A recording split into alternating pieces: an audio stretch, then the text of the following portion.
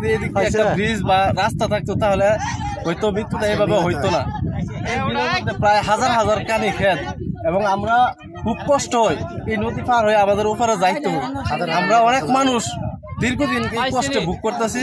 আপনাদের কাছে আকুল আবেদন, আপনারা যদি আমাদের এই রাস্তাটা এবং ব্রিজটা করে দেন আমাদের যাতায়াতের খুবই উপকার হবে এবং আমাদের কৃষিকাজে আরো সুন্দর হবে।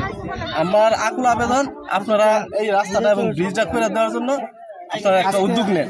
আমার বিদ্যাকুট ইউনিয়ন 1 নং ওয়ার্ড শিলিমনগর বিলে বারবার নির্যাতিত যাচ্ছে মানুষ এবং আমাদের এই রাস্তাটা, আপনার যে রাস্তাটা, এটা আমাদের একটা নৌপরিবহন রাস্তা এবং মানে রাস্তা দিয়ে মানুষের ধান এবং নৌকা জলবলস করে মানুষ জমি জমার ধান করে, ওই যে জমি জমা সাফ করে, ওই যে যেমন বিলের জমির ফেনা টানা সাফ করবার লেগে বিলে আসছিল।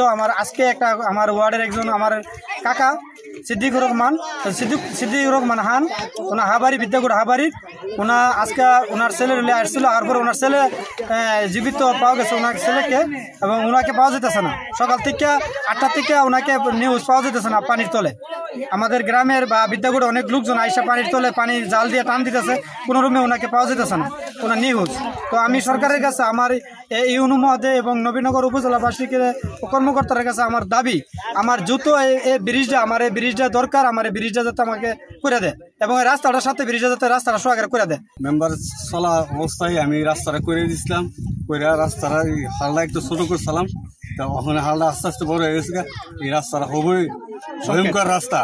তো এই রাস্তাটা আমরা কর্মকর্তা যা আছে উপরে ইউনু স্যার যত কর্মকর্তা আছে সকলদের কাছে অকল আবেদন, আমি আল্লাহর হস্তে আমরা এটা করে দেন। আমরা মানুষ যাতায়াত খুব অসুবিধা হইতেছে। আমরা আজকে সকাল 8:15 থেকে 8:20-এর দিকে একটা খবর পাই যে বিদ্যাকুট ইউনিয়নের সেলিমনগর 1 নম্বর ওয়ার্ডে মারখালা বিলে একজন 60 বছরের ঊর্ধ্বের লোক সাঁতার কাটতে গিয়ে ডুবে গিয়েছে।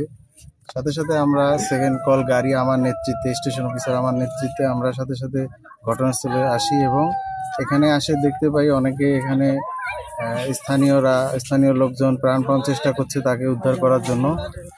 আমাদের ওয়াটার রেস্কিউয়ের যারা ছিল তারাও চেষ্টা করছে এবং এখানে নদীতে স্রোত থাকায় এবং খালের গভীরতা একটু বেশি হয় আমরা তাকে খুঁজে পাই না। তখন আমরা সঙ্গে সঙ্গে ভৈরব নদী ফায়ার স্টেশনের ডুবুরি ইউনিটকে সাহায্যের জন্য মেসেজ পাঠাই এবং তারা 12টা নাগাদ আসে এবং তাদের কাজ এখনও চলমান।